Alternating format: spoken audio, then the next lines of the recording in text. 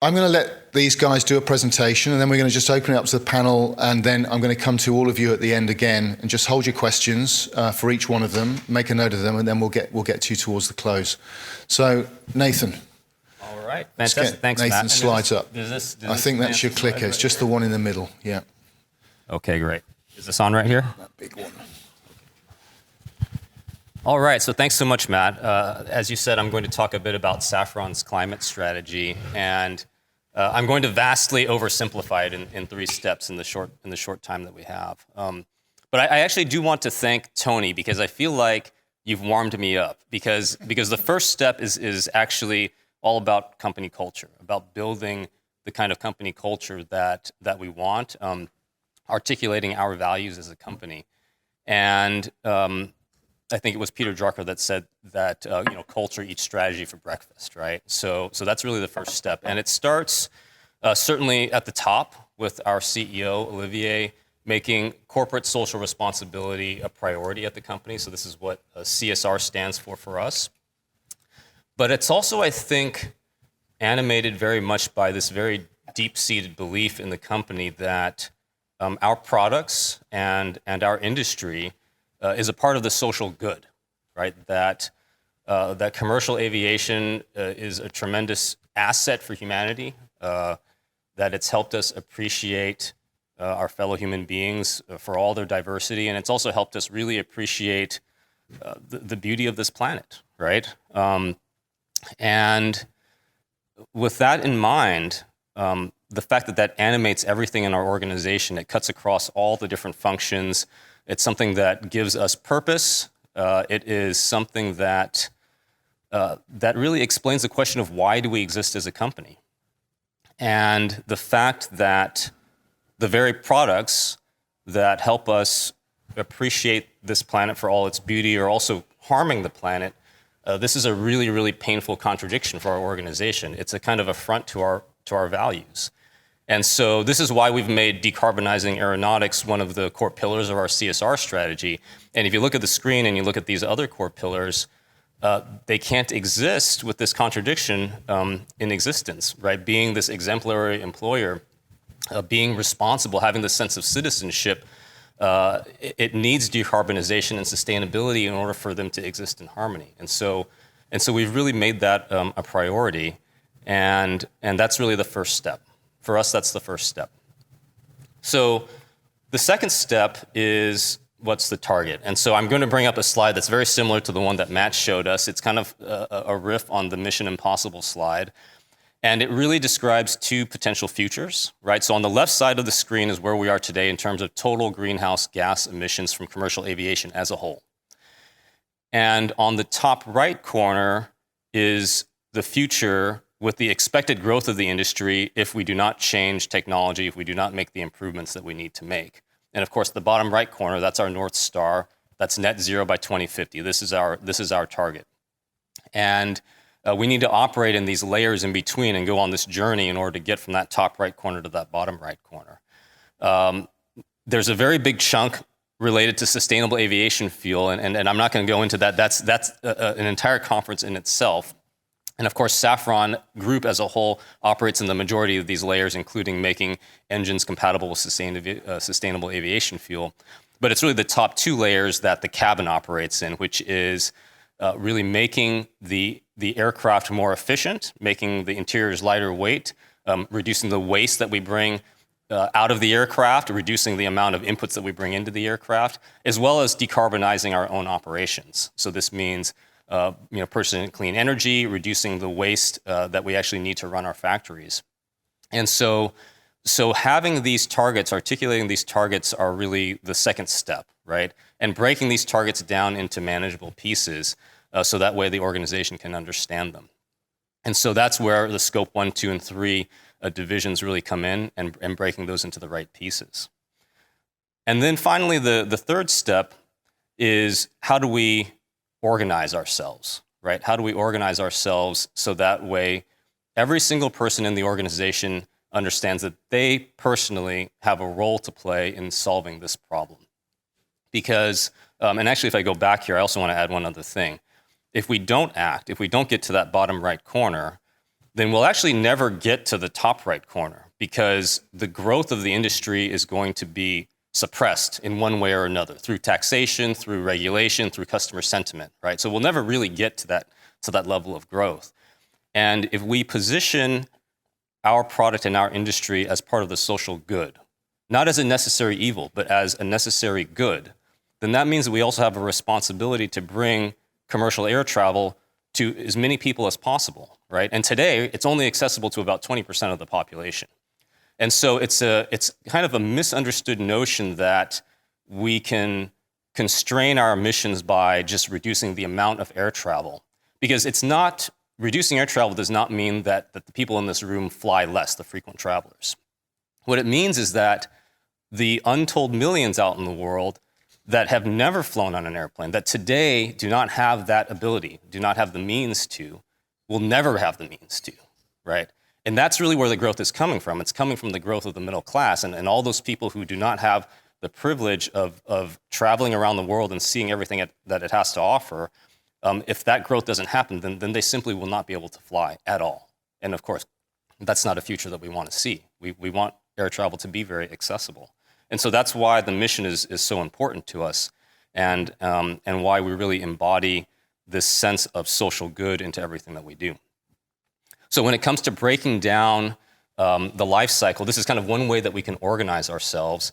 And I think there was a lot said about circularity. And so for us, we want to understand circularity in terms of the different functions that affect that circularity. So when it comes to raw material extraction, this is where our material science organization is engaged. Our supply chain organization is engaged in vetting the suppliers. And I think there was a lot said about having better tools in order to do that. So that's really essential for us.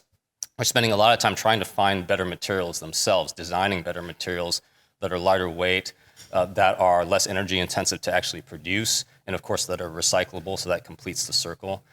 Within manufacturing, we have operations engaged in reducing the waste that it takes to run the factory, that are buying cleaner energy. And of course, engineering is highly engaged in the process and looking at the architecture of the interior, reducing the weight of that. But even functions that aren't in this circular view right here are highly engaged, right? So we have HR working with every person in the company on the little things they can do in their daily life to reduce their energy consumption. Even finance and accounting is involved in non-financial measurements, right? So we have non-financial ratings agencies that help us communicate to the market the value of sustainability beyond direct financial impact. IT looking at putting things into the cloud so it's easier to fuel it with green energy. So really, for us, organizing every function around what they can do to have an impact is the final step. And when we put these three things together, it really animates the organization to move it forward. And we're very determined to achieve this goal. So, Nathan, thank you. That's the summary. There was a lot of scribbling going on, so I'd expect a few questions towards the end, but I'm just going to do one, and then pass over in the interest of time.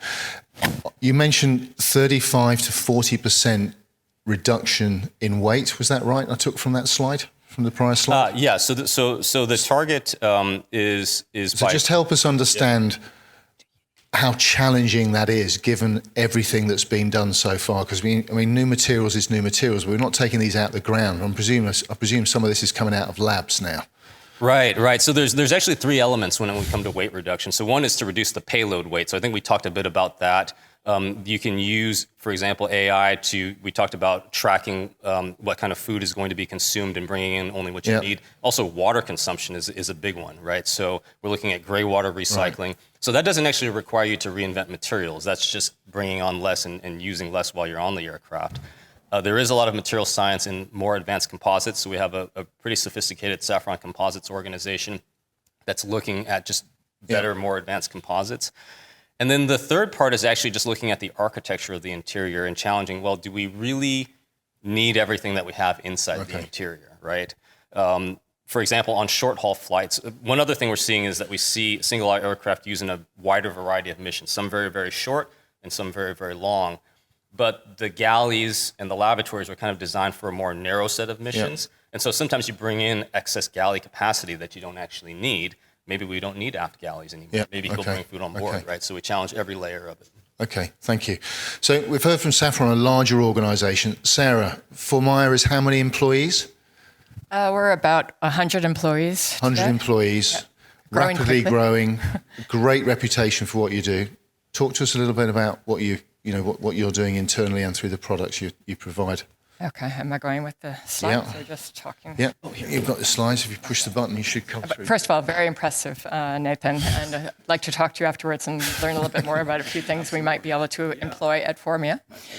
But yes, Formia is definitely also on a path to sustainability, or a journey, as we all say, and really trying to drive positive change. This has started actually in basically at the beginning of the pandemic, 2020. I joined, and then all of a sudden everything kind of fell apart. But it did give us time to actually take a closer look at the topic and kind of take a deep dive. So that was actually quite helpful from my perspective. And I'm going to just take you a few slides of some information about what we've been doing. Obviously, we're looking at a single product, as you see above. I don't have one with me. We're not looking at an entire aircraft, so the overall impacts are generally smaller in terms of the environmental impact, but the product itself has a very high impact on the customer experience. So I think it is something really important for the airlines. It's one of the few things passengers actually take with them, take home. They can touch and feel it, and they can assess very quickly how sustainable is this airline, just perhaps based on an amenity kit. So it is a very important topic for airlines. Let's see if I can get this going.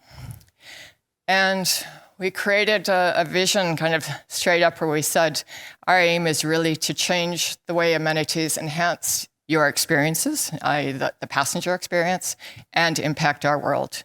So we really want to focus on both, and doing so together, I think, really makes sense, because when you talk about experience, it doesn't necessarily have to focus on the product itself. There's a lot of other ways to create experiences that are more low carbon, I would say.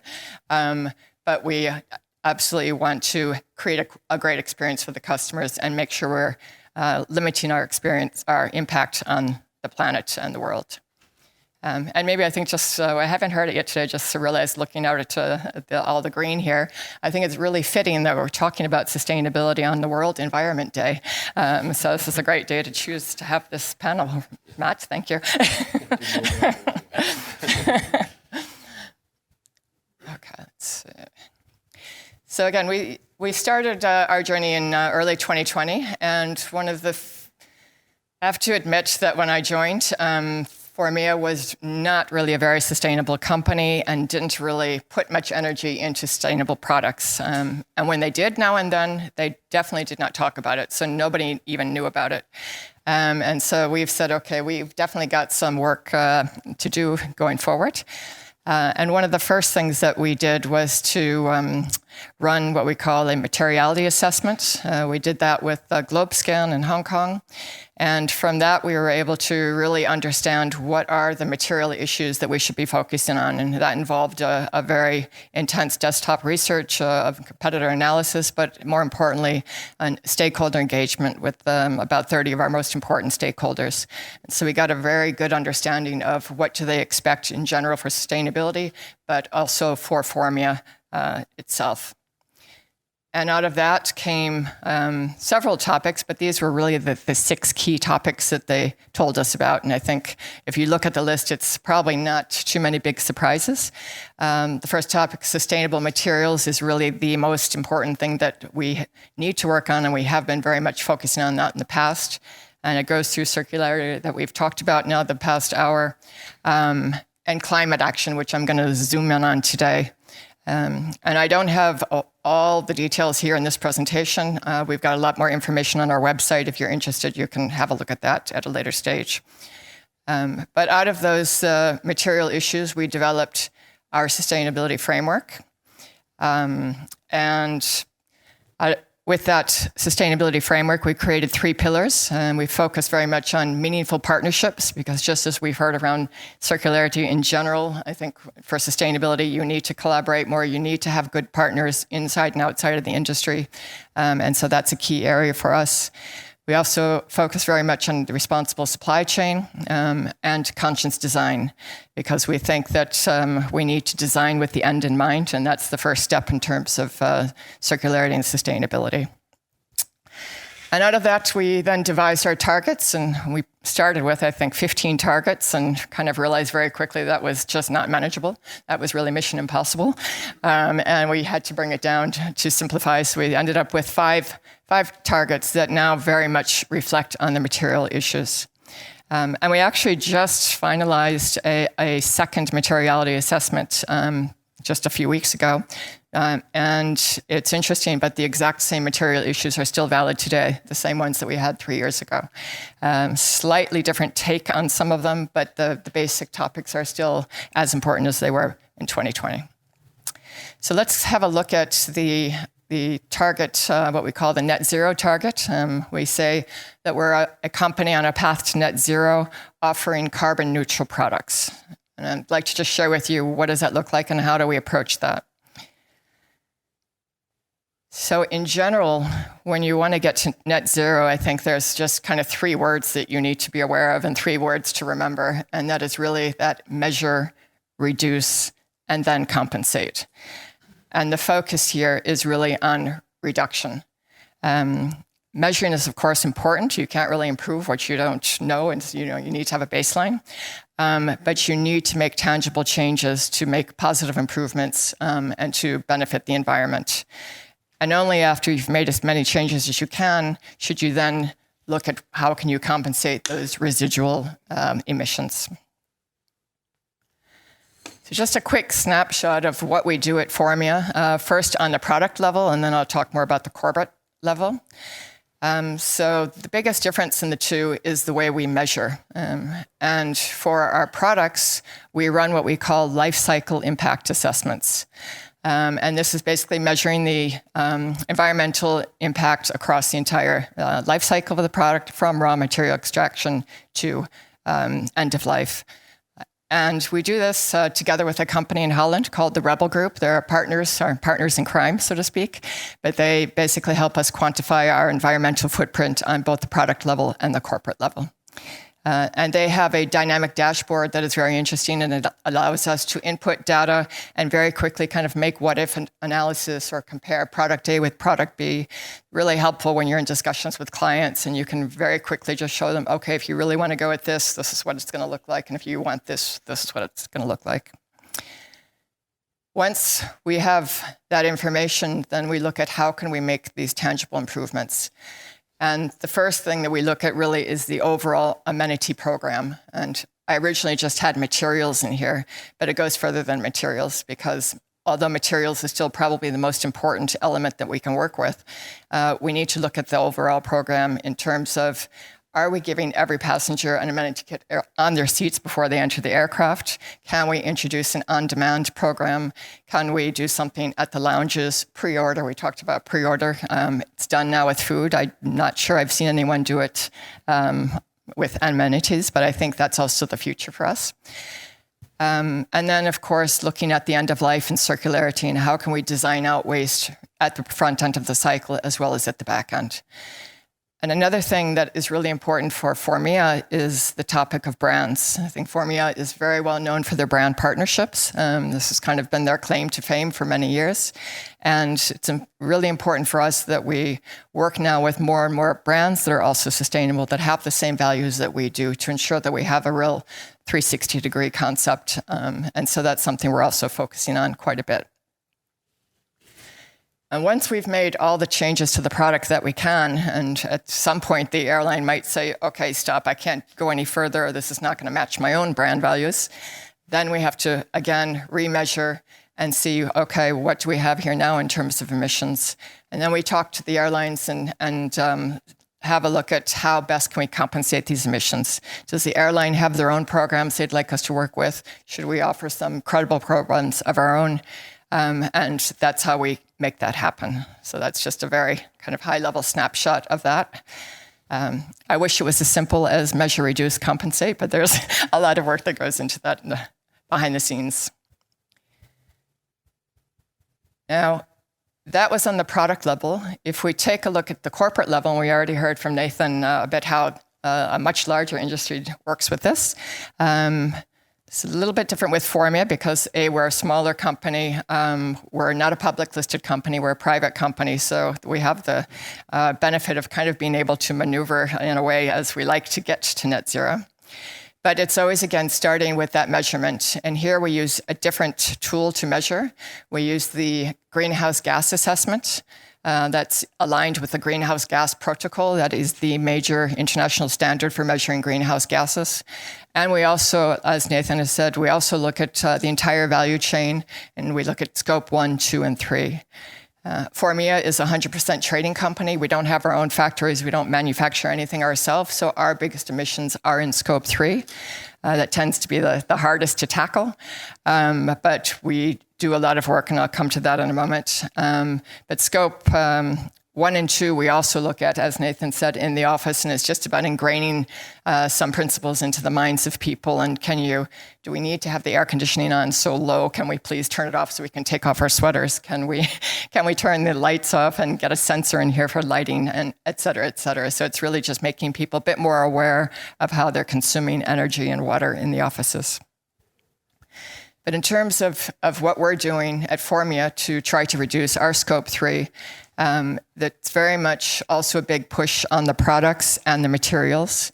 So again, all of our targets are actually interrelated. They all have an impact on the other. And materials is really at the base of everything for us. Supply chain itself is hugely important. Again, we work with suppliers. We don't have our own manufacturing. And this is something that we've just started on this year. And I've always kind of told Formia, 2023 is going to be the year of the supplier for us. We need to get into dialogue with our key suppliers. We need to understand where are they on their journey and how can we help them improve and together move forward on this. So that's something we really just initiated about a month ago with the first discussions. And it's nice to see that they're open for this and they want to work with us, so that was good. Green transport was mentioned, particularly looking at the mode of transport. Of course, we ship most things around the world globally. We're a global company. Try to limit air freight as much as we can and focus on shipping and looking at green companies to work with. And we also look internally at Formia on things like business travel. That's been a hot topic lately because there was not much business travel during the pandemic, but of course it's picked up, and now it's about getting the right balance between when do we need to see people face to face like here, and when can we actually sit back and have a virtual meeting. And then we move to compensation, which is similar to what we do on the product level, remeasure, understand where we're at, and annually look at how we can further reduce and then offset what is necessary to get to net zero. Do I have another minute? Just a quick minute before I pass on. Thank you. Okay. So yeah, that's a lot of information in two kind of key slides, but I'd like to just leave you with a few additional thoughts and some of the learnings we've had to date on how we can really future-proof our business. And I think we've heard this from a few different people today in the last hour, but if you really want to become a sustainable company, you really need to transform the business and you need to transform the mindset of people. We've tried to just make a little change here and make a little change there. It doesn't work that way. If you want a real impact, you really have to change and shift. And so we've been looking at a few different things, or have already in place, and it kind of stops with that top-down passion and commitment. We're very happy that with Roland Grohmann, the CEO of the company, that he is super passionate about the topic and committed. But it's also important to bring every level of staff on board. And we need to educate them, inspire them, update them, excite them. And that's what we're trying to do ongoing. Process and system need to be fit for purpose. We learned kind of early on that wasn't necessarily the case at Formia. We need to do a lot of data collection for all these measurements. So we need to shift the way we do that as well. And collaboration that we've heard about a lot today is certainly key, kind of in and out of the industry. And I think most importantly, certainly for me, what I've learned is that you need to view sustainability not as a cost center. It needs to be looked at as an investment in the future of the company, an investment in our planet. As long as we keep saying, no, I can't do this, these material costs too much, no, this costs too much, this costs too much, we'll never get anywhere. So we need to find a way to move beyond that and see it as an investment. And then I think, as a last thought, again, it is a journey, and I know, again, this cliche, this sustainable journey, but it's really kind of an assembly of many small steps that come together. And I think we have to act fast, but we also have to have a little patience, and we have to know that there's not one single silver bullet that's going to solve everything. We need to work together and work on a lot of different options, and eventually we will get there. So, thank you. Sarah, thank you. Joe, I'm going to hand to you in a second. I just very, very quickly, Sarah, because I know this, I did very quickly, because I know this is right, this is quite important within Formia, but just tell us how Roland has managed to align KPIs top to bottom and the way that those are managed within Formia, because that's quite interesting. Okay, that would probably take a little bit more time, but we have defined sustainability KPIs for every level in the organization. And when I first brought it up, I thought, we'll just do this for senior management, perhaps, or management. And he said immediately, no, we're doing this for everyone. And we need to come up with KPIs that are relevant for everyone. So we focus very much on the topic of materials, and we focus on our target, net zero target, and bringing down the carbon for the team. Okay. And this has been very well received by staff. It is linked to the bonus, so everyone is very aware of this and willing to make it happen. Yeah, thank you. No, there's an interesting talk pending, I think, on HR within the Taste of Travel Theatre, which will pick up on that theme as well, I think. Joe. Well, everyone, in 12 minutes, Anton and I will be your afternoon coffee as the presentation comes on screen, because this is an area where both of us are very passionate, and I'm looking forward to the discussion this afternoon. As we go to the intro slide for Anton, I'll have him do a quick introduction of his airline that made a major announcement yesterday. Hi, folks. My name's Anton Vidjan. I'm Vice President of Guest Experience at Riyadh Air. I'm also President of Apex, which is why I'm stuck on stage here with Joe Leader giving this presentation. But if you'll indulge me, a quick little commercial for Riyadh Air. If you haven't heard about us, we launched a couple of months ago with Boeing's fifth largest order in its history for 72 Boeing 787-9 Dreamliners here. Probably makes us history's best funded startup to pull that off here. But of course, something that we're very, very excited about. And yesterday, we revealed our aircraft design, our livery over here. If you take a look at that beautiful purple machine, and no, Joe, I'm not talking about you. I do love your purple blazer over here. But no. Thank you, Anton. That was we are based in Riyadh, which is the capital of Saudi Arabia.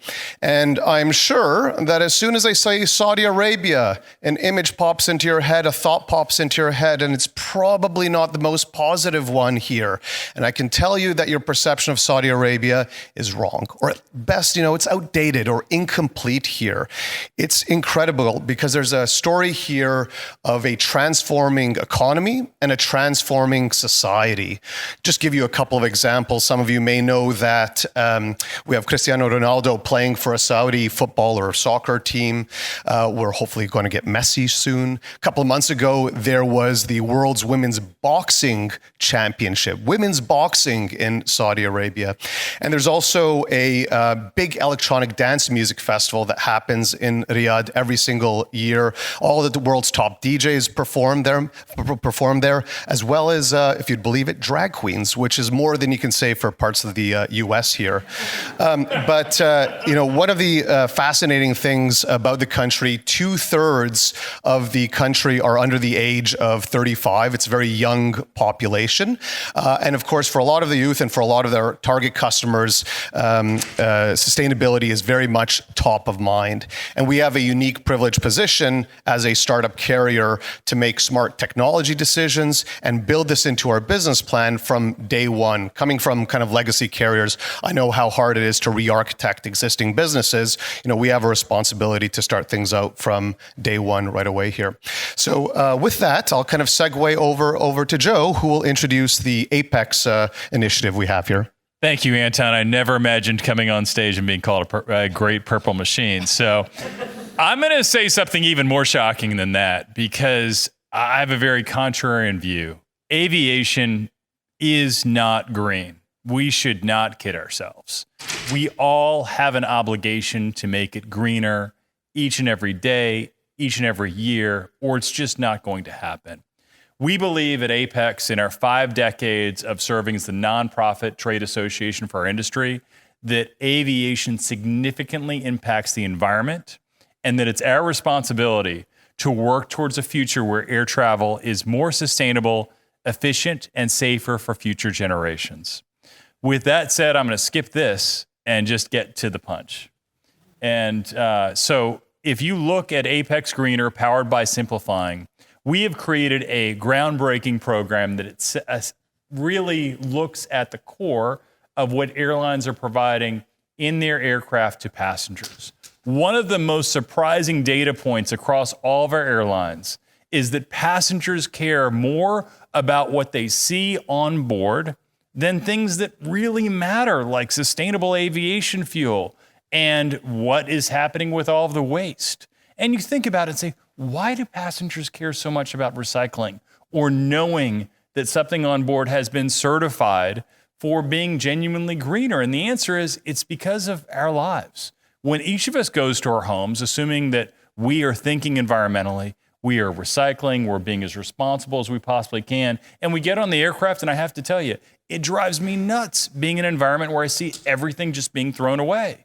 And I think about it, and I see all of this waste, and it makes me sad. So I love the fact that we have a responsibility to make sure our airlines are spending their money with suppliers in moving forward towards a common goal. Right now, each of our airlines have to go through and certify each and every one of the products. And we need to make it so that they are simply able to take a product that's gone through certification, and as a trade association, we can share the information across all of our leading airlines.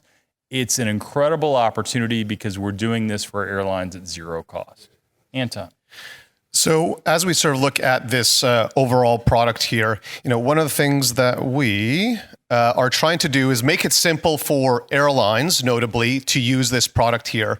So, traditionally or to date, airlines would have to go and interact with individual suppliers to understand what their greener credentials, sustainability credentials would be. And you'd have this complex many-to-many arrangement here.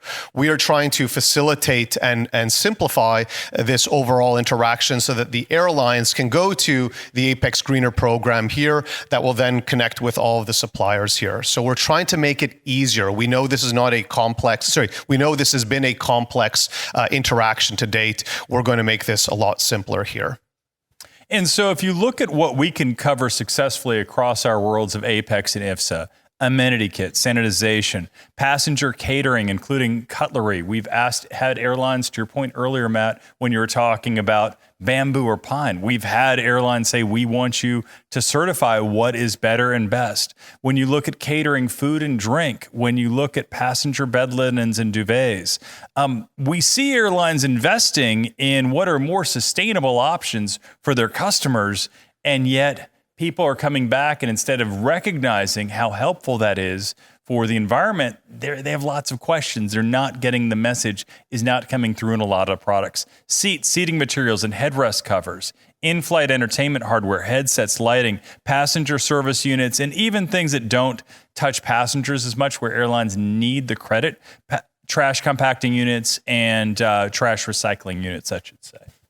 So when we look at from an airline's perspective, this is a free database. We want all airlines to be using this here so that they can actually make these very quick assessments of which suppliers they may want to work with here. That greener score will also be helpful for airlines passengers to make decisions about which airlines they may wish to fly and to assess the sustainability of those in-flight products. For the supplier benefits, yeah, so the Apex Greener score will give an easier entry that will reduce total cost for each of our suppliers. So from an Apex perspective, we try to do things very low cost and efficiently. We look at the amount that our suppliers are spending per product, and some of the numbers would astonish you. And so we worked with Simplifying towards a solution that would bring this in under $1,000 per product by scaling across what's behind each of the products. And so each time as we went through numbers, we kept on trying to go down, down, down. Insights into the Apex Greener scores of competing product providers. So it gives each of the suppliers a clear benchmark against others. They can very quickly see how they could become even better by using different components, because some of our suppliers don't know what's behind their products, and we have that knowledge, and I'll speak to that in a moment. And the Apex Greener score can be used in marketing and sales campaigns, in outreach to airlines, but also in connecting with customers. So in terms of the database here, it's going to, for airlines, they'll have access to all product categories, the scores of all the products, and you get a sense of how the products would be evaluated here. Again, it's the products, not the airlines, that are being evaluated here. You know, you'll have scores from 7.5 to 10, one of the better options, and you can kind of conclude from there. For suppliers, they'll be able to access only their own product categories that they play in there. And they'll also be able to look at the scores of their competitors for those categories that they've participated in here. So trying to make this as sort of transparent as possible and provide as much visibility into all these products for both airlines and suppliers. And so the immediate question is how do we do this so incredibly efficiently? Because I do not believe a lot. One of the things every single week, including last week, where we had another class action lawsuit placed against another one of our airlines, there is a disaster in the making. Everyone needs to be super transparent and honest about everything, or it leads to a lawsuit in both the European Union and now in the United States. So we've utilized Finch, which goes across climate, water, ecology, human well-being, raw materials, and waste as their 6 different elements of the score. So it shows a combination of materials, ingredients, impacts. And what's really incredible is Apex, in working with Simplifying, came up with a solution that goes through over 1 million products that they have already categorized. So, for example, with an amenity kit, each one of those components, the majority of which have already gone through the scoring process. Microsoft, which is getting a lot of accolades for ChatGPT, the technology that Microsoft is using for their environmental scoring is Finch. So Amazon, which is, again, very much using this automatically through Finch, and then our friends as well at Target as well. So doing over 1 million products across 120 categories.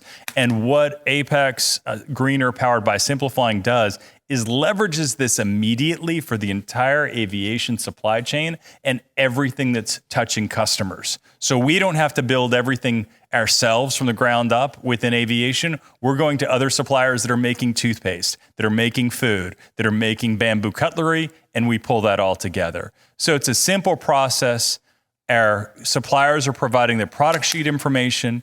It's going against that massive database, so we're able to look at every single component, and results are available within 2 weeks. And so we've tried to make it so incredibly efficient for our suppliers, because our net goal should be reducing costs for our suppliers and airlines so that we can spend more genuinely making aviation greener for everyone. That's it in 12 minutes. Well done. A quick question, Joe. This you mentioned it's available to airlines. Is that all airlines, or is it Apex member airlines? How does that work? Yeah, it's available to all Apex and IFSA airlines, but I think, for example, my good friends at IATA, it's 6 figures for the typical airline to be a member. Yeah. For Apex, it's a few $100s. Cost is not the obstacle ever, so there's no barrier to entry. And we have yet to have an airline say, "I'm sorry, we're in financial straits and we can't afford a few $100s." So it will cover every airline. We have, of the 200 environmental sustainability experts at airlines that we've interacted with, we'll have 120 that are participating in our June meetings. And that will be the launch of what we're doing as we move towards September, towards the full product launch of what the products that are available. Right. Let's go to the floor. Who have we got? I'm trying to see if there's anybody over this side for a change, but there's not. And one of our speakers from the last panel has got a question. Okay. Oh, no, we'll go there first. Okay. Hi, Fernanda Vega from Kaelis. Thank you very much for all presentations. Very interesting. I'm very interested in the Apex Greener tool. How does it work for the supplier? I come from the equipment side, so I have to submit every product because an amenity kit sometimes has 12, 14 items inside. Yes. So one amenity kit for an airline, everything is included in that kit. So what we will do is Apex Greener, powered by Simplifying, we'll use all the data from Finch. We'll look at what's included in that amenity kit for that particular airline, for example. All of it will be cross-certified. And then you'll even get insights as to, okay, this product is not as green as this product. So it'll give you insights as you go through those different amenity kit validations, which is really helpful for your future decisions. So we only have to submit a product sheet. That's it, a detailed product sheet and what's in there. So everything that is a consumer level product, it's super helpful because that matches against a database.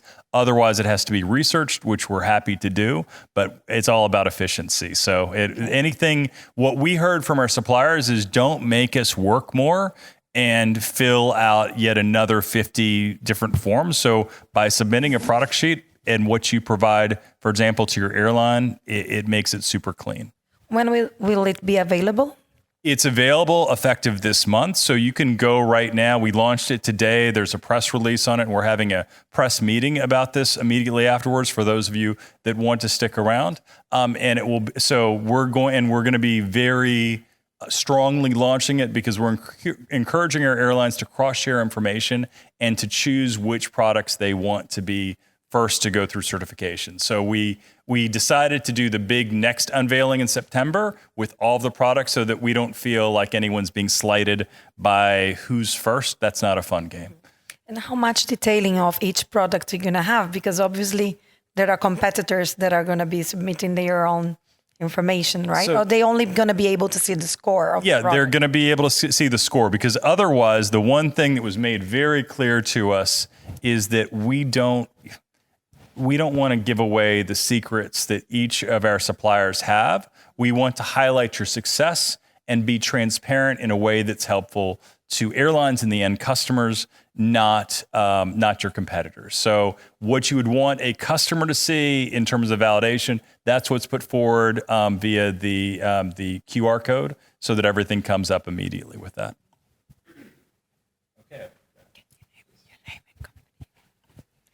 Yes, hi, Joe. So I'm Anne de Haar from In Air Travel Experience, and I have a question. So first of all, congratulations with this initiative. I think it's much needed.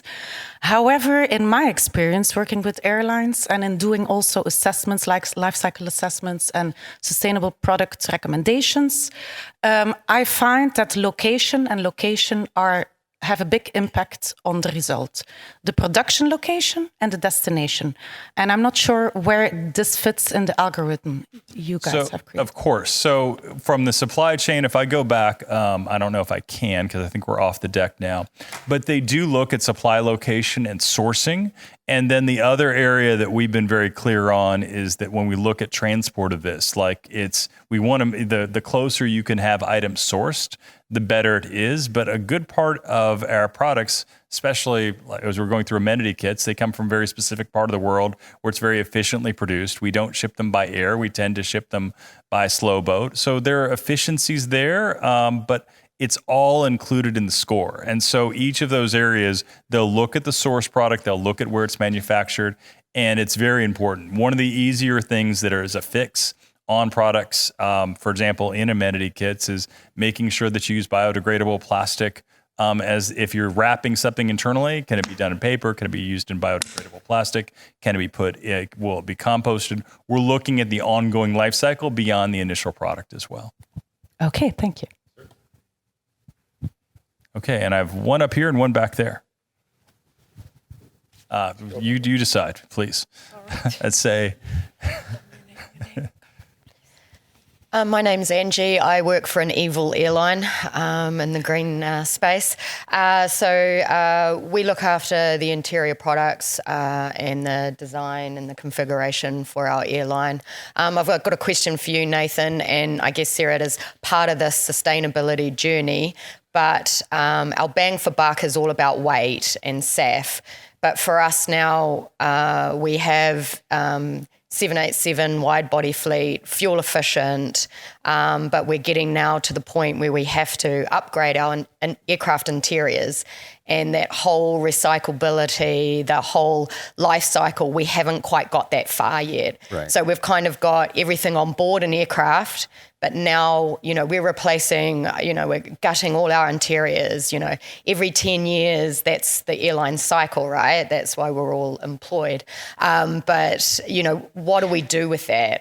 Another session we had earlier talked about composites and the fact that, we just can't recycle them. Right. All our fabrics and our materials have so much flam regulation and additives in them that we can't do anything with them.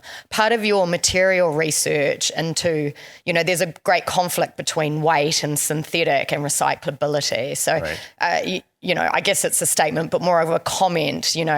How does that work inside Safran with your new material research? Yeah, so we have a term for it. We call it the Holy Grail, right? Which is essentially a composite. And I should start by saying it's the sort of composite panels that are the biggest problem. So metals are generally recyclable, but all the thermo setting materials, those cannot be recycled, right? So we've challenged our internal Safran Composites organization to develop a recyclable but also better to strength to weight ratio composite panel. So this for us is the Holy Grail.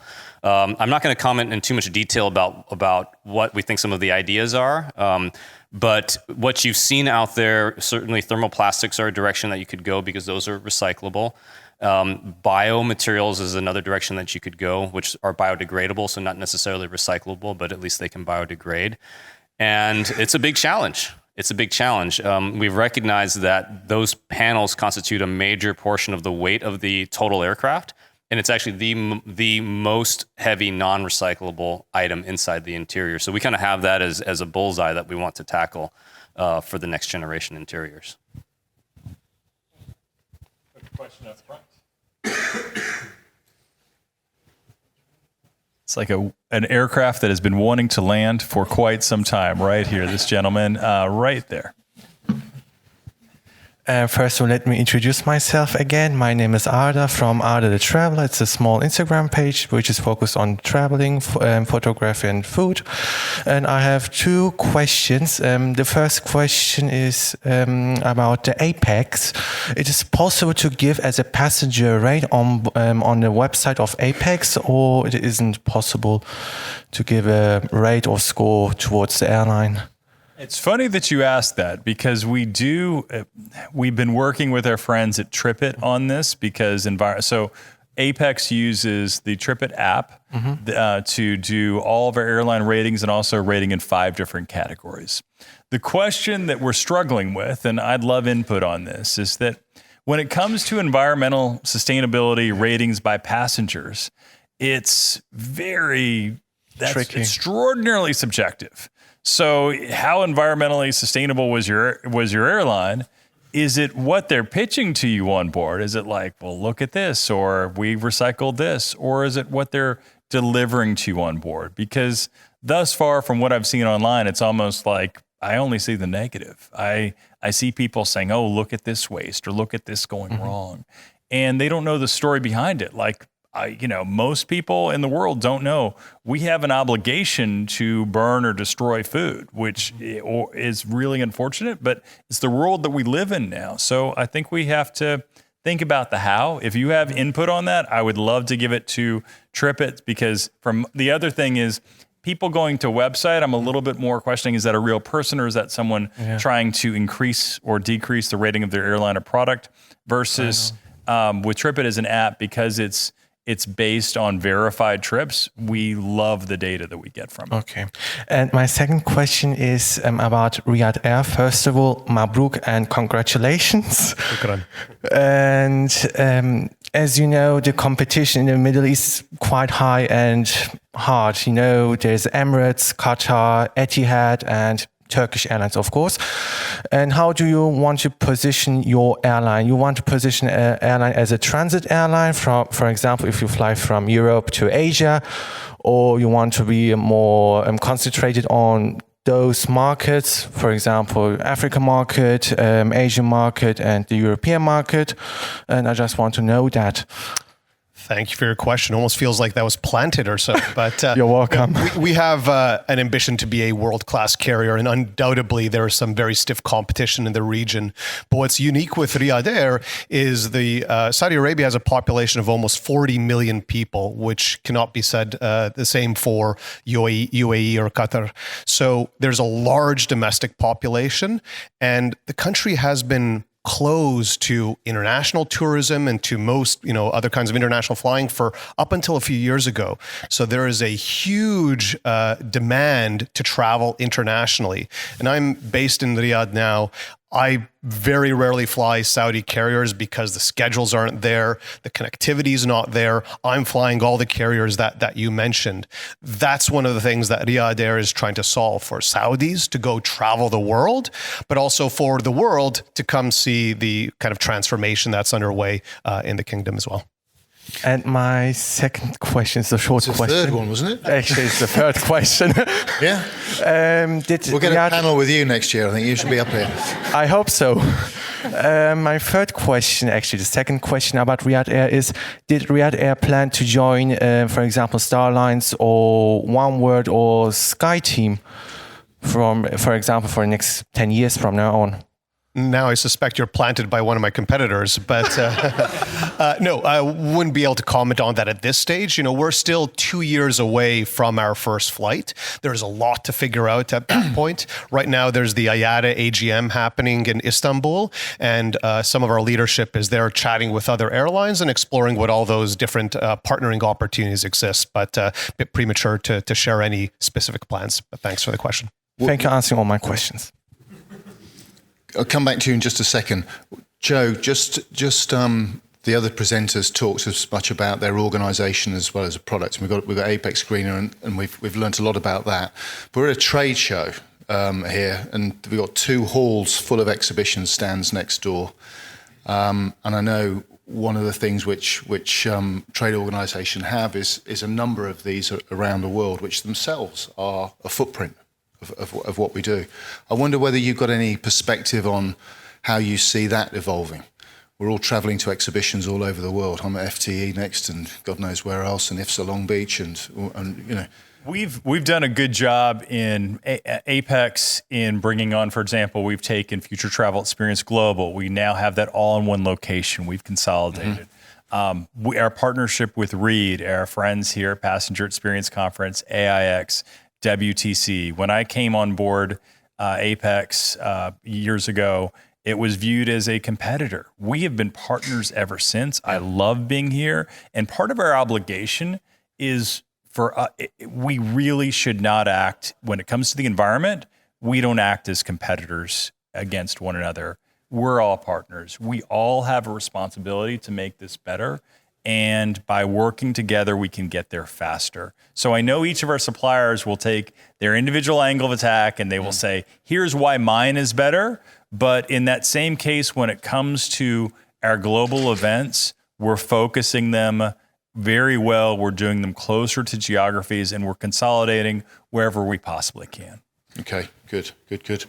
Last question, then we must close.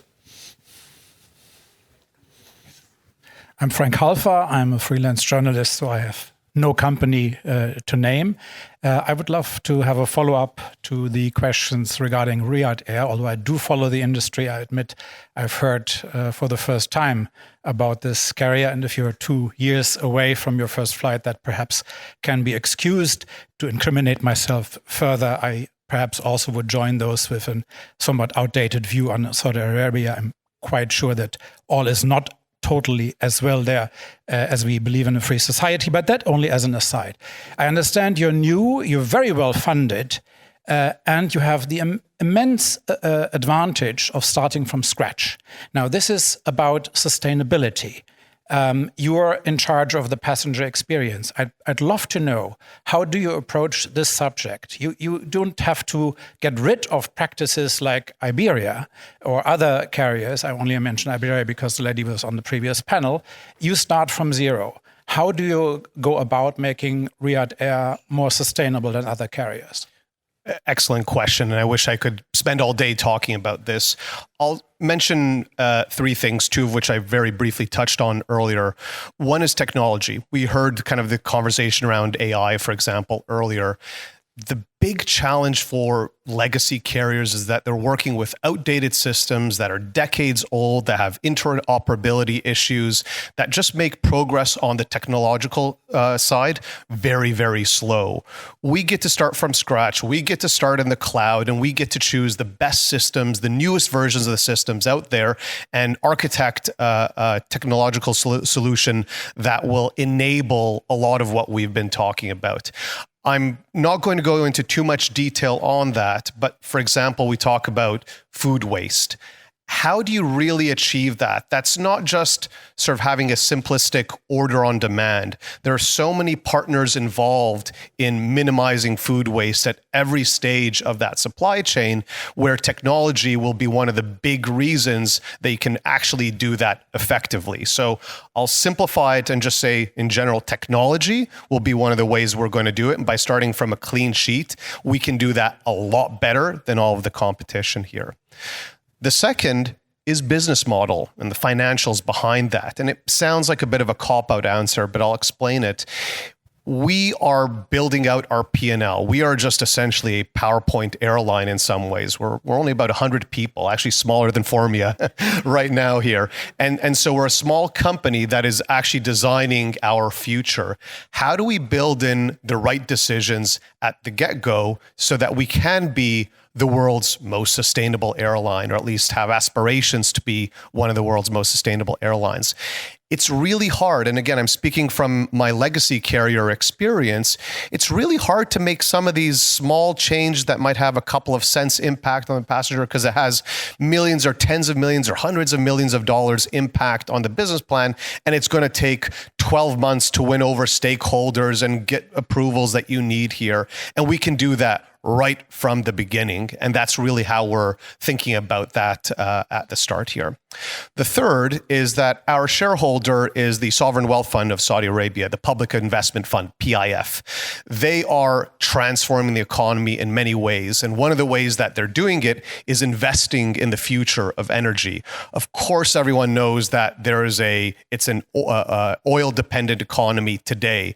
The whole intention is to move away from that. And one of the ways they're looking at it are alternative fuels. And there have been some major billion-dollar investments into what that's going to look like, including some more speculative technologies.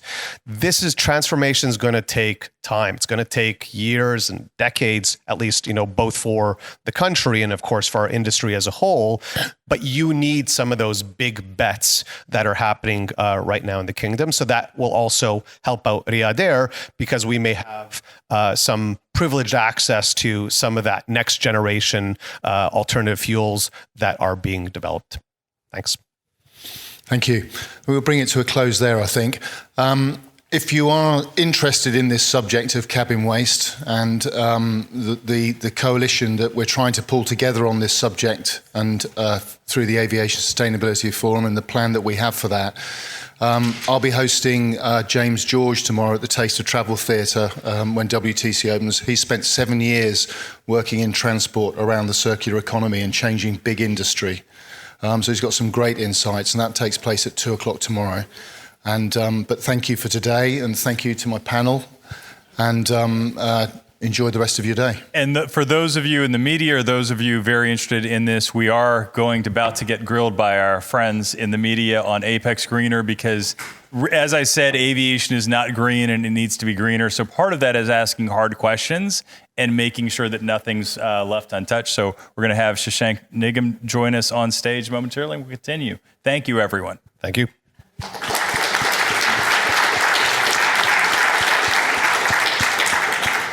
We'll transition the room for a moment. Anyone that would like to stay, please feel free to come forward. And if I could ask AV to put the presentation back up from Greener. Thank you, Matt. Okay, so jumping straight back into this, and I know some of you joined us after. I'll wait till this closes up. Anton should be here. Lauren, can you please get Anton back? Thank you. Thank you for the prompt, Seth. I appreciate it. So for those of you, I'll wait till everyone settles back down. For those of you that were in the last session and just joined us, I'm going to do a flyby catch-up of what we just covered because I know several of you were in the other session. What we covered in terms of developing this since last year is that aviation is not green whatsoever. What we have to do is we have to make every element of it greener step by step. What we've seen across our airlines is a tremendous amount of inefficiency that has been done where each and every product has been cross-certified by different airlines. And what Apex has done is made it so that our products, as we're launching this program today, we have of 200 different environmental leaders across our airlines. We have 120 participating with us in our launch airline side. If I could ask for that door to be closed, please, just for noise levels. Thank you. And the one thing I will make sure is I'll make sure this is also brief enough so we can go out to the break and enjoy a well-deserved break. But making it so that, thank you, Anton, I appreciate it. So since Anton was part of this, so we've made it so that, and jumping straight into this, instead of airlines each individually going to their individual suppliers and cross-certifying different products, we're using our ability as a trade association to consolidate all the information that airlines and suppliers have. And rather than, Apex is not an environmental expert organization. This is not our space. Over 50% of what Simplifying does is consulting in the green space, but even for Simplifying, it was a complete admission. This is not, we at a consumer product level, we need greater expertise and greater scale. So what we did to cover all of these onboard categories, because each of our airlines has been dealing with an interesting consumer reality. Consumers care more about what they see on board infrequently than what really matters, which is sustainable aviation fuel, which is decarbonizing aviation, taking away what's 98% of our burn. And instead, they're looking at what they see and what they can touch. And what the airlines, and I'll let Anton speak to this since we're covering this for a new group. Sure. So what's great for airlines is that this is free if you're an Apex or if some member airline, and we'll have a database of all these various in-flight products. And we're hoping to make things very efficient so that airlines can quickly list out what are the most sustainable products from the most sustainable suppliers here. So they can even start with that process here, and they can help them inform their passengers about some of the sustainability of the products as well. So really trying to make this a lot easier for airlines than it is today. And for suppliers, what they have stated to us is they don't want to have to go through yet another process. Some of them don't do this. Some of them do it really well, but they all have the information they pulled together. So Apex Greener will give a score for each of their products. Insight's Apex Greener score of competing product service providers. So you'll be able to see both yours and your competitors. And the Greener scores can be used in easier access with the airlines. So as airlines are able to talk about what is the lowest weight, what is the most sustainable, they have very different philosophical outlooks. Like I've seen airlines that have in the same investment group disagree on plastic cups versus moving to non-plastic because of the weight and net weight impact. And so really moving back to the airline side, I'll turn back to Anton. So for airlines, they'll have access to all product categories and all the products in there, and they can look at all the scores. The product scores are on a scale of 0 to 10, get a sense of the overall breakdown of what some of the greener or better options there might be if you're 7.5 to 10 here. For suppliers, they will have access to scores of their own product categories that they participate in here, and they'll be able to look at the scores of the competitors as well for the product categories that they participate in. They can also look at the average scores as well here. So really trying to make this as simple and easy to understand for both airlines and suppliers. There's quite a lot of complexity in the algorithm that goes behind all this here, but we need to make sure that it's easy to understand, legible, and something that will be highly usable.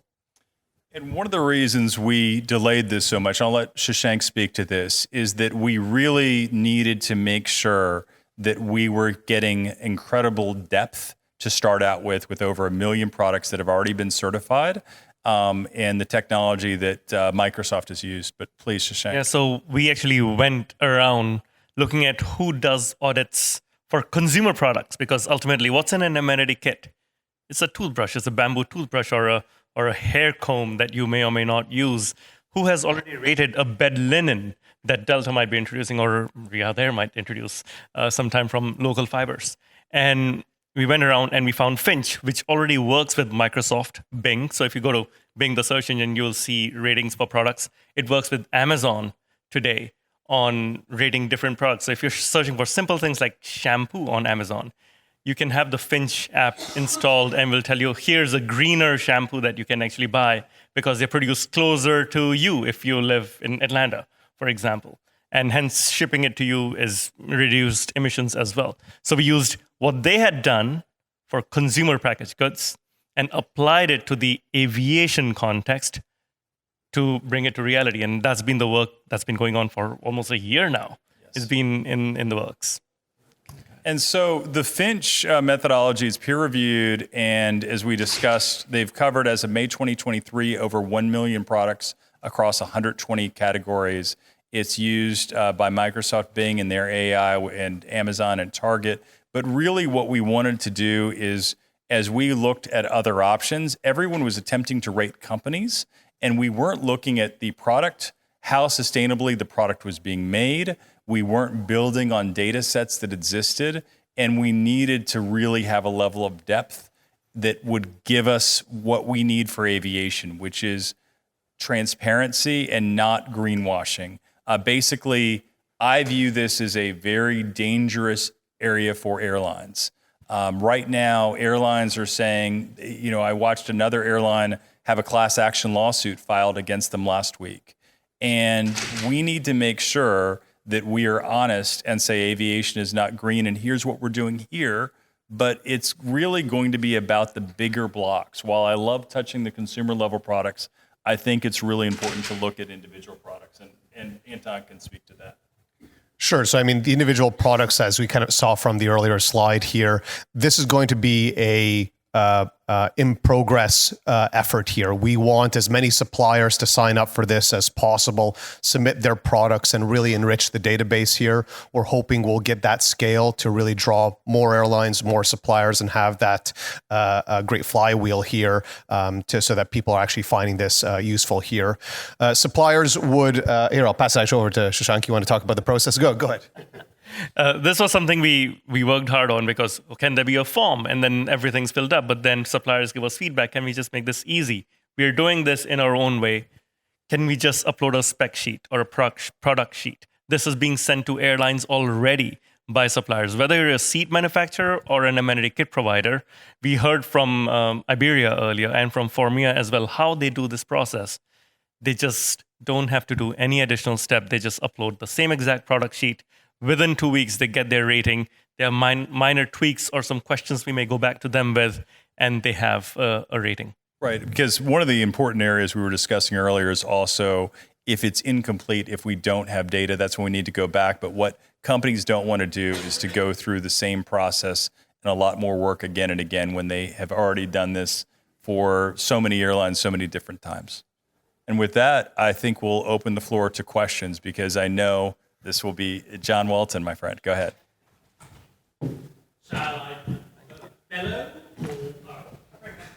No, we have mics, please. Hello, anyway, if anybody would like to be woken up.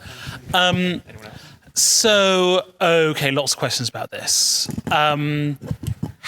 First off, how do you take account of single point provision versus back catering of this sort of thing?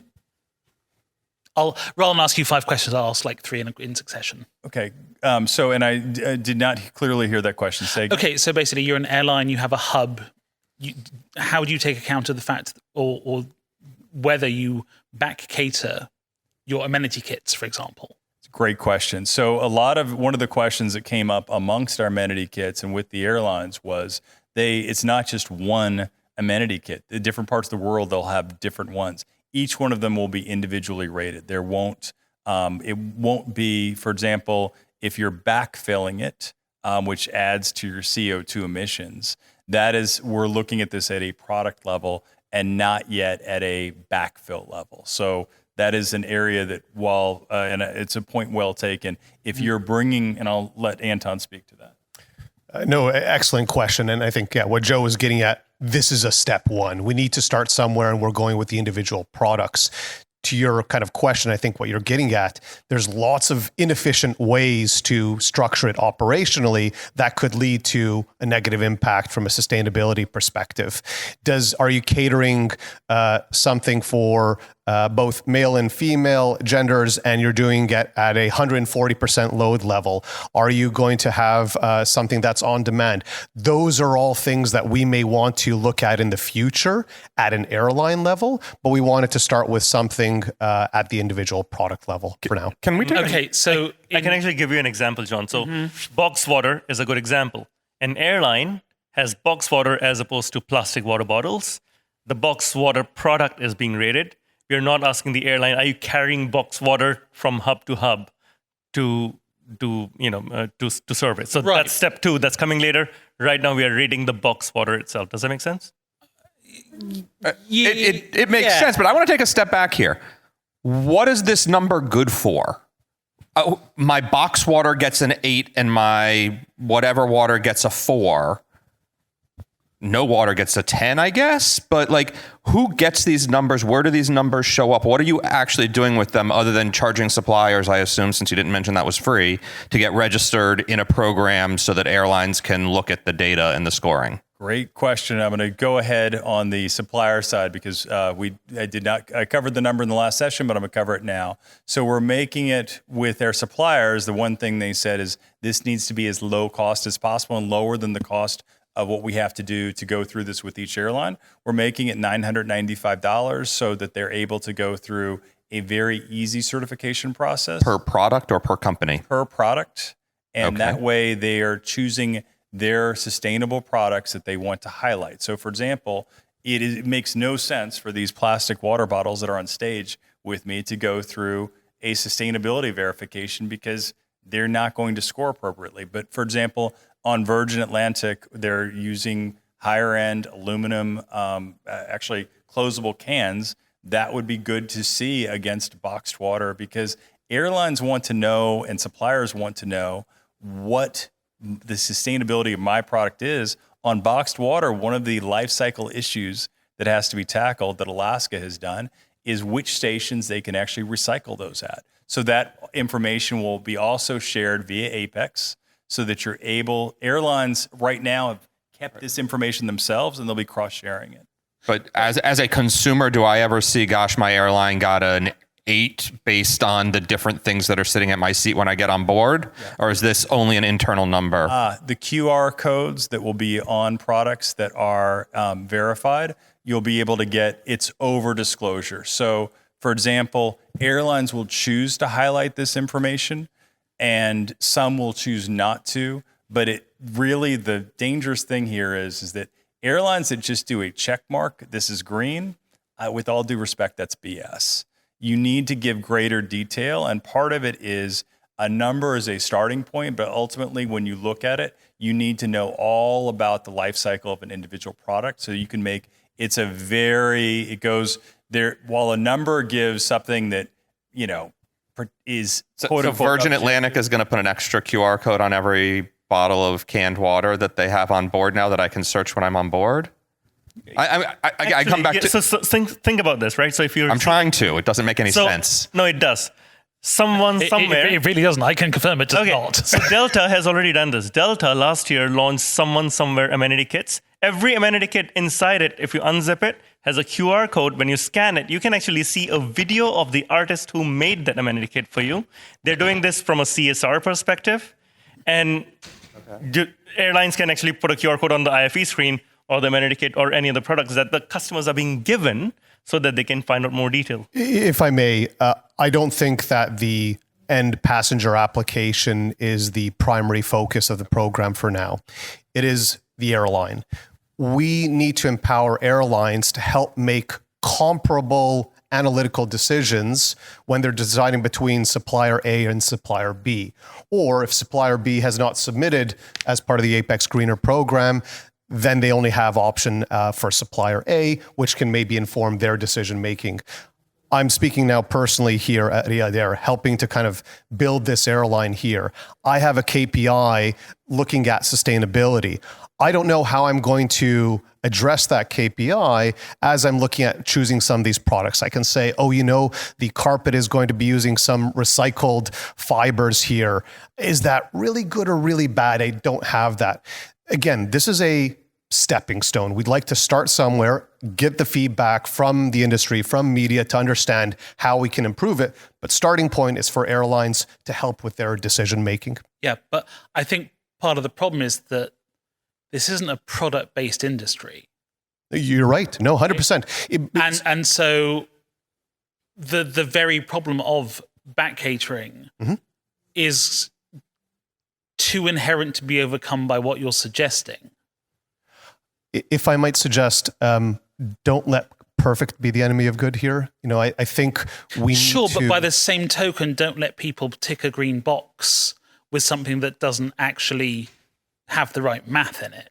Well, so if you have issues with the algorithm, that's another piece that we would want to discuss. I would say... Is it? I'm sorry? Is it? Because last time that we were all talking about algorithms, that was not something you folks wanted to discuss at all. Well, so look, is this better than what we have? I'm sitting on here on the stage and I'd say, yes, I think it is. Is it perfect? I don't think so. And I think that is absolutely what we need to engage with the supplier community, who are now going to go and start completing these product spec sheets and say, well, this doesn't make a lot of sense here. How does this inform my score? I don't believe I should be getting a 4 and I should be getting an 8 instead. That is what we want to engage in, so that there can be this iterative process of improving the algorithm, improving the selection process, and ultimately moving to something that is a more perfect solution. You mentioned Finch as the background or supplier of this algorithm, whatever. Has Apex licensed a scoring system from Finch? Are you just saying, it's sort of similar to the way they're doing it? How does that work? Actually, we are using Finch to run the back end. So originally our intention was, when working with Simplifying, we were turning to Simplifying saying, can you do this? And they said, we need something that is much bigger and stronger than us. So it's a Finch score. It's a Finch score. That's correct. Okay, so Finch sets what details they want input, and then scores it and produces the return. That's correct. But we have the ability to work with them and saying, this is how to make it better. So, for example, with Finch or with the provider? With Finch. So that means, for example, let's go to seating. And I'll let Shashank speak to this. I can give you again a simple example. We are in the midst of rating the first initial amenity kits. Finch rates toothbrushes for Amazon. Amenity kits have toothbrushes. So the overall score for amenities, so Apex and Simplifying define the category of amenity kits of what all goes in there. We take the Finch scores of the individual products in there and then come up with an overall score for that amenity kit on how green that is. So it is actually the Finch score, but applied to our category. Does it make sense? So if we can drill into that specific example, Airline A provides me a comb, a pair of socks, eye mask, earplugs, and a toothbrush with toothpaste. Pretty standard amenity kit. Airline B provides me with just the eye mask and earplugs, and the toothpaste and toothbrush are on demand in the lav. Which one of those amenity kits has a better score? That would be the latter, in my opinion. Right, but what is it actually? Because you guys don't have a great history with data like this.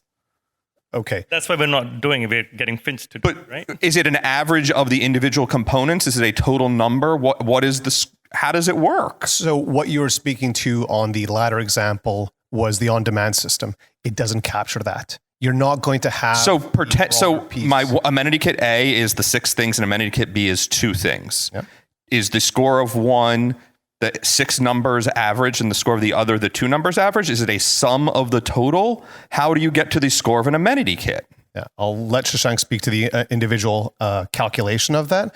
But again, what I was referring to is if you have one item versus 50 items obviously, using the extreme to kind of make that point, which is I think what you're trying to get would at. hope so, but I would like to hear how you actually are doing it.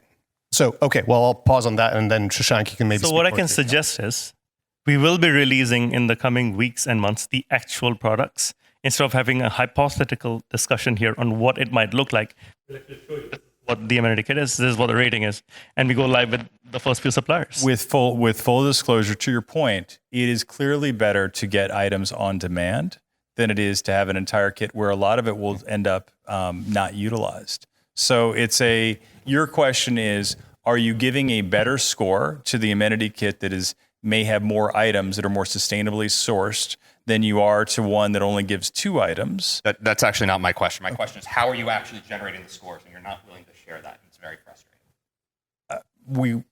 We will share it, Seth. That's the one thing is, I think You that did it we. last time. I know, and you've got history on this, guys. We got it. We really. Here's the good news: is that we're not today. What we're sharing is we're saying we're launching this. We are going to be unveiling this in September as we get towards our next event, and we enthusiastically will engage with you because your questions are excellent and good, and are actually trying to do what we're trying to do, which is to make our industry better. Yeah, and don't think that I, for one, don't applaud that. But this is exactly what happened last time with the airline rating stuff, right? You launched it here, you said some stuff, and then went silent on the actual data when we asked for actual data. So if I could suggest, and again, I don't want to sort of speak too much of the history of other programs here, you're engaging on this program, which is, I think, the right thing to do. Honestly, I'll have some of the same questions as we sort of drill into some of these pieces you do. And we need to figure out how to make this credible. It's not going to be credible. It's not going to work. But we believe. I'm not sure that's true. How do you mean? I think there's a lot of people using a lot of non-credible information to pretend to be green. Yeah. And I think that the aviation industry's Airline Association for Passenger Experience doing that brings an incredible risk, not just to you, but to the industry. So again, I think your skepticism is important and valued, and we need to figure out how to make this work. We think this is a step in that right direction. And again, as I sort of mentioned earlier, I don't think this is perfect. I have my own questions here. And I think this is what we will be digging into and wanting to get into more detail on. But we do believe this is an improvement over what there is today, which is nothing. And I think that we are trying to provide additional information to assist with decision-making in the right direction. So I think I would encourage, this level of engagement to figure out how we're going to go and make that a stronger program. Yes. And I take your point, but there's a little bit of fool me once, shame on you, fool me twice, shame on me about this. Sure. Slide 6 has trash compactors twice, by the way. Yes. Yes, sorry, I think you have a question. Go ahead. Hi, I'm Vincent Orsteer. I've met some of you before. Thank you very much for the presentation. I was just more interested in the Finch aspect, and it may be helpful if you can put us in contact with somebody from them who can answer these questions. But there was on the slide, it said government sources or government regulations and forms. Throughout the day, in fact, people have had very different opinions on governments and different colours of government. So the European Union is too strict, or they're too liberal, and so on and so forth. How does Finch or this organisation account for that? Is there a set worldview that you're operating from? Is it America-centric, Euro-centric? How are you accounting for that to think about what sustainability is and these metrics that you're using? And Shashank can speak to this, but I'll speak from my experience in engaging with Finch. They're a US-based company, but they also are doing this in the European Union. Australia is another geography they're covering. And I believe they're doing a good job trying to take the best of the best. Again, it's, as Anton has said, it's not perfect, and I enjoy the challenging questions. But So going back a bit of background, when we looked at multiple providers who have done this, Finch was the best able to comply with disclosure regulations in the EU, which I believe are the strictest. So if we can pass the strictest of disclosure regulations, then I think we are good. So we are firing from the shoulders of giants here. Yeah, and we ended up, to let you know, we were so For full disclosure for Apex, from the board perspective, we looked at this in March 22, and the board just said, full stop, spend a year working on this before we'll approve it. We spent a year working on it, and then in February of this year, got the green light. And then it's been slow walked because the solution we thought we were getting with the company that is one of the best in the world in terms of environmental sustainability, they did not understand products well enough to our satisfaction. So we ended up making a hard change, which delayed us, but it brought us here. And so I think the good news is we would be remiss saying this is a fully baked cake and we're 100% ready to go. This will be a fun summer, and I welcome, let's start anew and have a dialogue, because it's an important one to have. Otherwise, we'll end up making bad mistakes, and we can't go live with that. We want this to be fully and openly vetted. And to give you the perspective, if any of you were here in the panel earlier, there was a lot of discussion about airlines trying to do this, which is life cycle analysis after life cycle analysis. There was a discussion on whose responsibility is it to do the life cycle analysis. This is why we're doing this. We are trying to take this load off the airlines, make it very easy for the likes of Anton, who have to make decisions about products without needing to visit every single supplier or going through 50 different spec sheets. Here you go, Anton. Here's sorted by rating. And you can then obviously dig in to see what works best for his own airline, for his own hub. But we're doing the homework here. We're making things simple for an industry that does not have an existing solution right now. Jason, go ahead, please. Okay, sure. Go ahead, please. What will success look like in years' time? If it does, because for me, it looks as though you're asking me to pay a lot of money as a supplier for you to give me, to hit me with a big stick. What do you think success is? Sure. I view this, number one, is, boy, if we're not making it less expensive for our suppliers and airlines, we failed, because they need to be spending their money on making things more sustainable for real, rather than redoing the work that you have to do as a supplier to each and every airline. We need to make that go through it once, learn from yourself, learn from your competitors, get suggestions to make your product greener, as the name of the program is. I believe that this is successful if we're genuinely helping both our airlines and suppliers. It's so visible, it's so transparent, the reputational damage of even becoming second in a immunity kit is quite substantial.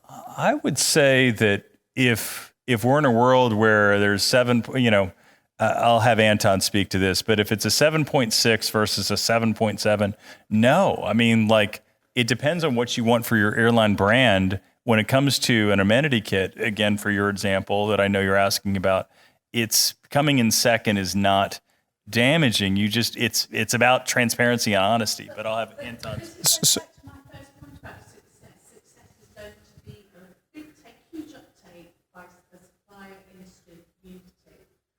Somebody's going to be at the top, somebody's going to be at the bottom. This is not a ranking, though. It's just a rating, and here are all the green rated amenity kits. If I might jump in just kind of with my thoughts from an airline perspective and a bit of Apex, I guess number one, success is a more positive impact from a sustainability perspective. That's why we're doing it, number one. Number two, we are hoping that this will drive more business towards the airlines and the suppliers that make more sustainable choices that, again, will have an impact from a sustainability perspective. And we believe to drive business in that direction is by providing more information. And that's really what's kind of at the core of this program here. Now, to your point, yes, are there going to be, again, using the amenity kit example, if we have someone's going to be a 9, someone's going to be 8, someone's going to be a 7, and will everyone rush to number 9? I don't think so. To what Joe started to suggest is sustainability is a factor in decision making. And then I would say here's the point. Sorry, 2 seconds. Price, brand, among a number of other decision making factors. Sustainability is one of them. And we don't have a comparable way to, let's say, compare as we do with price, or from a, say, a brand evaluation perspective, other airlines will have different kind of priorities that they place on brand. But we do need something from a sustainability perspective that doesn't exist today. And I think we will have made if we can look back on this and say that you as a supplier went through this process and you made some different decisions that made the world a little bit a better place, I think you'll be very proud of that, and that you can choose.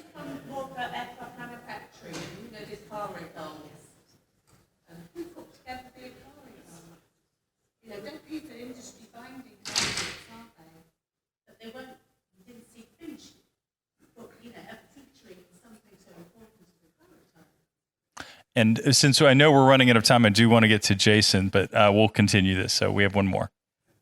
I guess you mentioned transparency, and my fear here is that an airline is going to have a highly rated amenity kit, and they're going to put the Apex Greener logo on that. But what about everything else that's rated that might not have come out so good? So they have a great box of water, but don't look at the amenity kit because that got a 4.4. The box of water got an 8.9.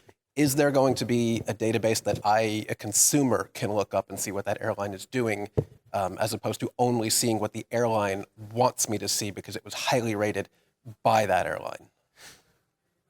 I guess kind of a couple of things. One is, and we haven't actually discussed this, but if a supplier pays money to have a product evaluated that comes out as a 1, I would think that they have that option to not have that necessarily be made public. I mean, that may sound somewhat like of a defeatist approach to this overall program here, but the supplier is paying for this evaluation here. And if they then want to go back and figure out how to improve their score, they should be encouraged and welcome to do that. Again, I don't think we are trying to thwack suppliers with a big stick in a negative way here.